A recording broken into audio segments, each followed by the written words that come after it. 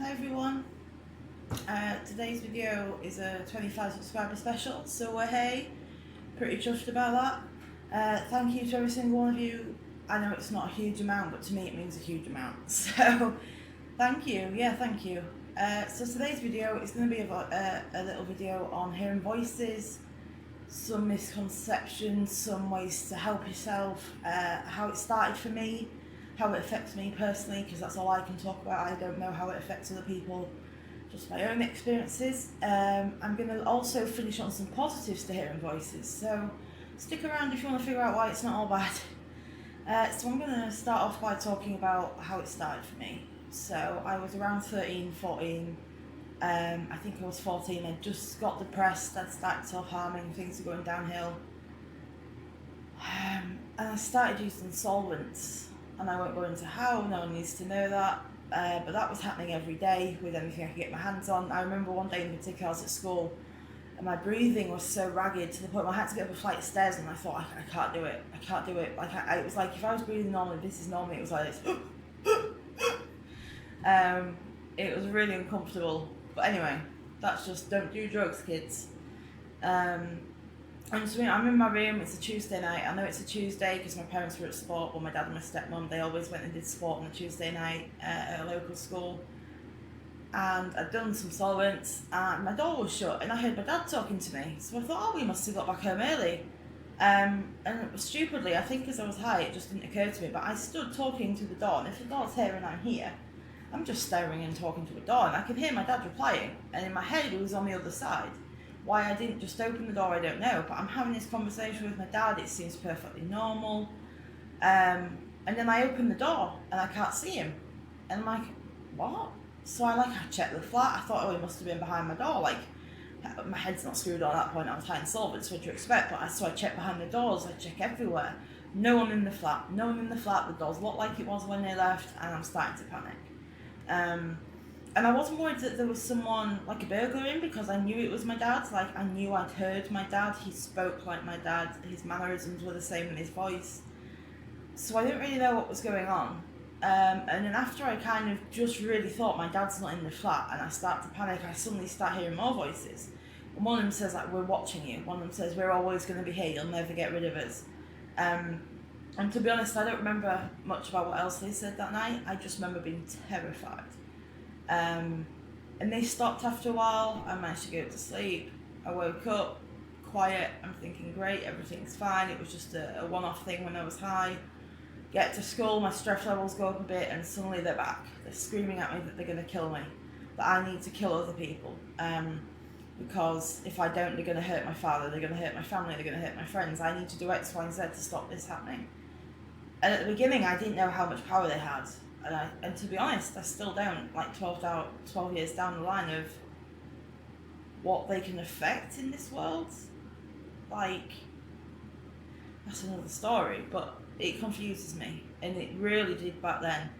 And at the time, I thought I had them. Anyone that has schizophrenia, knows someone with schizophrenia, or something along those lines, will know about them. Capital T, no other name for them. And I thought that they were part of the government, that my voices were part of this huge plot around me to control me, to change my life into something bad, to kill me, to get me sent to prison for doing something that they wanted me to do, to stop them hurting someone I care about. Anything went through my head, angels, demons, monsters, part of my own brain. The government putting voices into my brain through frequencies and stuff. I tried to explain it to myself in a way that made sense, and I think anyone with voice hearing does. They try and find a way that it makes sense to them. And it doesn't necessarily mean it's something that doesn't terrify them. When I thought the government were following me and putting thoughts and voices into my head, it's scary. It is really scary. And I feel for anyone who just starts hearing voices and are in that beginning point, because it's so unnerving. It is terrifying. You don't know what's real. You don't know when someone's really talking to you and when they're not. How are you meant to know? How can you tell? And this is something that's affected me for a lot of years, is how do I know what's real and what isn't? How do I know it's not something that my brain's come up with, or the government have put in, whatever? It confuses me a lot. And I think it confuses a lot of people that hear voices of how they explain it away and what they are and what they mean to them. and I'll get onto a bit later about how my recovery with my voices started and how my image of them and my ideas around them changed.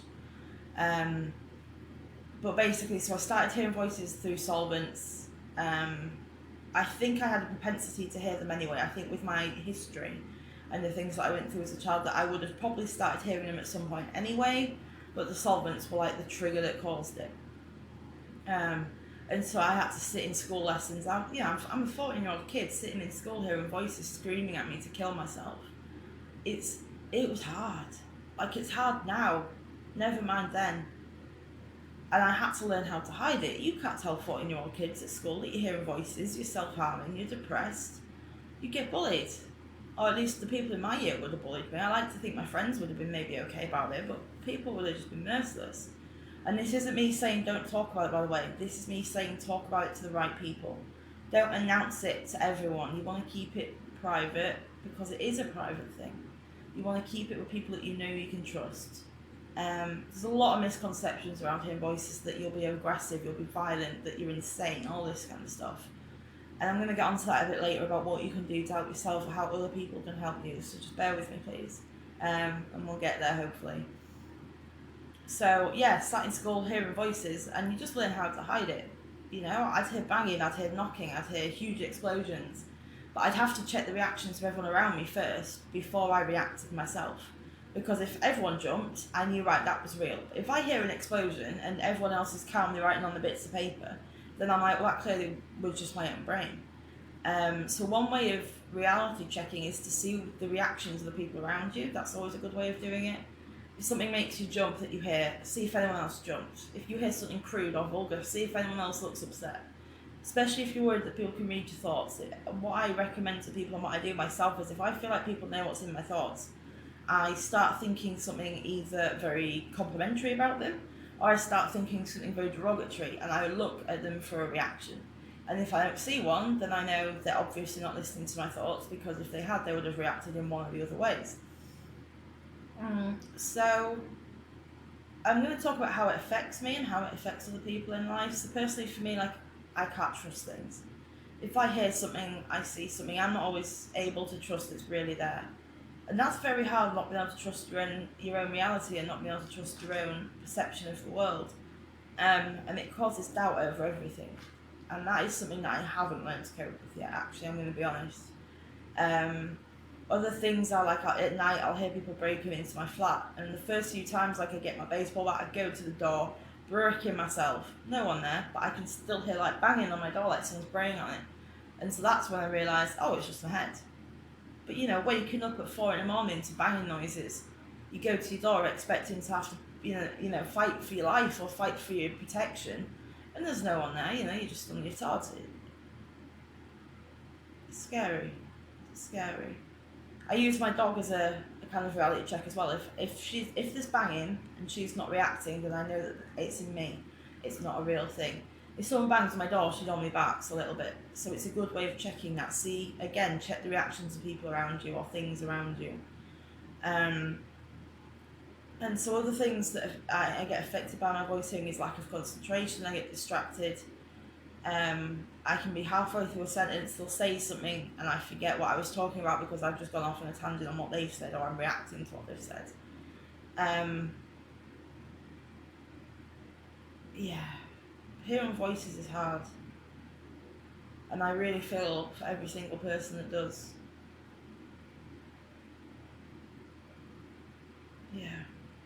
Sorry guys, let's crack on. And so there's things like not being able to hear people properly. When I'm anxious, I feel like when my voice is bad and my anxiety is bad, I can't always hear people properly. I can hear what they're saying, but it's not words in my brain. It's not English. It could be any language in the world. It could be Swahili for all I know.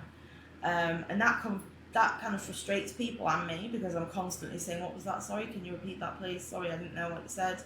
And I think some people think you're taking the piss.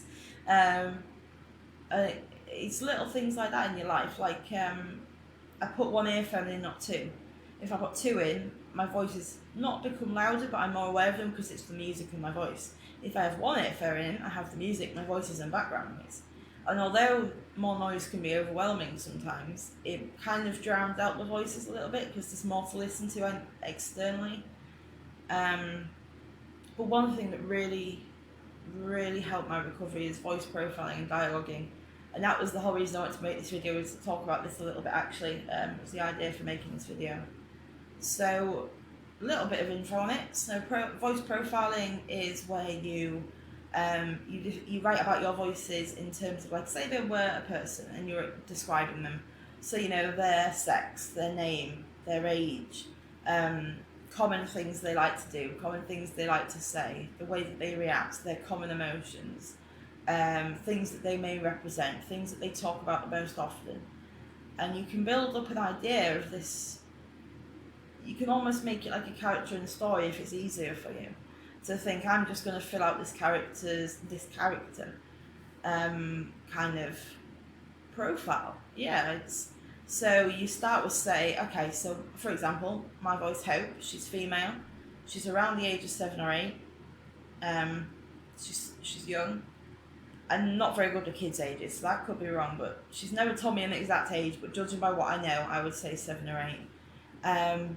She's like a child. She is a child. And to me, that's the child part of me that died when certain things happened in my childhood. She's the part of my psyche that was broken off at that point, that then has to exist somewhere, but can't come forward because it's almost broken. And when she was really bad, I don't hear her so much anymore. When she was very bad, in terms of she was loud, she was always upsetting me and her and my other voices. She was very upset constantly. She was very aggressive, very quite cold and cruel sometimes. So she had this childlike element of innocence, sweetness, beauty, love, but she also had this dark side that I think represented the death of those things. And she liked me to draw for her. She liked me to do painting, some arts and crafts. She liked me to go for walks in nature. If I wanted to treat her, I'd buy her some flowers. And you might be sat there thinking, she does this for a voice, something that she hears in her head. Yeah. Voice dialoguing showed me that and Rufus May from Hearing Voices group is a very, very talented man, very clever man, knows a lot about what he's talking about. He runs a Hearing Voices group in Bradford, or he did when I went. And he taught me about voice dialoguing with one of my workers, and we went to some workshops and things. And voice dialoguing is where you talk to your voices, so you have a third person, so there's you and your voice, and then you have an external person, and they will talk to your voice through you. So for example, me, here, other person, so they would say, hello, how are you today, voices? And I would say whatever my voices say to me. So it's not me replying, it's them. So they would say through me, I'm not very good today, I feel angry. Why do you feel angry? I feel angry because Becky did this. She said this happened. Okay, well, what can Becky do to help that? Becky can help that by doing X, Y, and Z. We want her to do this. She shouldn't do that. And so whoever's talking for the voice, you just say what they're saying to you. So you don't really have a part in a conversation other than just being a conduit, essentially. And you can learn a lot. There were things that my voices never told me that they told people through voice dialoguing. And I've been asking them for years, for names, for ages, from things like that, information about them, why did they come, what are they hurt most about, things that they never told me, they told to someone else through voice dialoguing. And so because of that, and through voice profiling, I learned a lot about my voices. I learned about their character, I learned about their characteristics, and how certain things trigger different voices in different ways. Loud noises get Mantu angry, loud noises get Hope scared. So they have different needs, they have different parts to them. Not all voices are just a voice, they're not just the same. For a long time I had 4 regular voices, and they were all very different. Although they could all be cruel, they could all be quite manipulative, quite derogatory, all these kind of things. They had it in them to be good as well. Hope was amazing when she was in a good mood. If I bought her flowers and we did some artwork and I sang a song with her, she loved Panic at the Disco, so I'd crank the music up and we'd sing along terribly to it. And that would make her happier, and because she was happier, she would then not be saying so many bad things to me. and through voice profiling, voice dialoguing, and learning about my voices, doing workshops with Rufus May, and I did a uni course at York Uni on voice dialoguing with a worker of mine, and it helps so much give me that understanding, give me that ability to know what my voices were, that they were parts of me that had split off when things had happened, negative things had happened in my childhood. They were the parts of me that had to take what happened. I'm not going to go into it, but they were the parts of my brain that came forward to take what happened, while Becky, me, present one here, must have taken the back seat. And because of that, they got the damage, they got the hurt, they got the pain, they got the bad memories, they get the nightmares, the flashbacks, and that seeps through to me. But for me to understand that my voices were a part of me, and that they weren't demons, they weren't a punishment from God, to find out that they were parts of my brain and parts of me that had just been hurt was a big thing. And people said to me, when you do nice things for your voices, you're really doing it for yourself. And I cried. I said, I'm not doing this for myself. I'm looking after my voices because they're hurting. I'm not looking after myself. And, even though they're me, to me it was an external thing. They're parts of me, they're not me. It's a complicated thing. It's a really complicated situation. I'm sorry if I'm making no sense. Any comments, questions, or anything, that'd be amazing if you want to leave them down below. I'd love to talk to people about this if you have any ideas or you want to know something. But let's go on to some things that can help. So we've mentioned voice profiling, we've mentioned voice dialoguing. Some good things are responding to them compassionately. Now this can be insanely hard when all you're hearing is your voices and you are scum, you're shit, you deserve to die. You deserve to be tortured painfully and killed in the slowest way possible. No one likes you, no one loves you, you deserve everything bad that happens. It's hard to be compassionate to someone saying that. If someone on the street started saying that to you, you're not going to be like, yeah, I get you, mate, well, thank you for that input, I don't agree, but that's okay. You're going to get hooked, you're going to be like, yo, what you saying, what shit you chatting? And it's learning to take a step back and think they're saying this, my voice is saying this because it's in pain, it's hurting from whatever thing, for whatever reason. And it's been caring to that part. It's saying, what can I do to help you? What can I do to make your emotions feel less strong? What can I do to make your emotions less painful? And when you start working like that with your voices, it takes a lot of time for them to even accept your help. But when you get there, it's amazing because you're not doing that anymore. You're not banging heads. It's you're not doing that anymore. You're doing that, and that is a big difference. Or it was for me anyway, because I'd always fought against my voices. I'd always yelled back. I'd always swore at them, told them that I hated them, that I wanted them gone. And when I started being compassionate, my relationship changed, and it wasn't overnight. They didn't believe me at first. They didn't believe I wanted to be compassionate, and they knew my thoughts. They knew I wasn't fully in it at first. I was kind of like, why should I be compassionate? They've done all this to me. I don't want to be nice to them. But I did find that being empathetic towards them, looking at why they were saying things, not what they were saying, made a big difference. Big difference.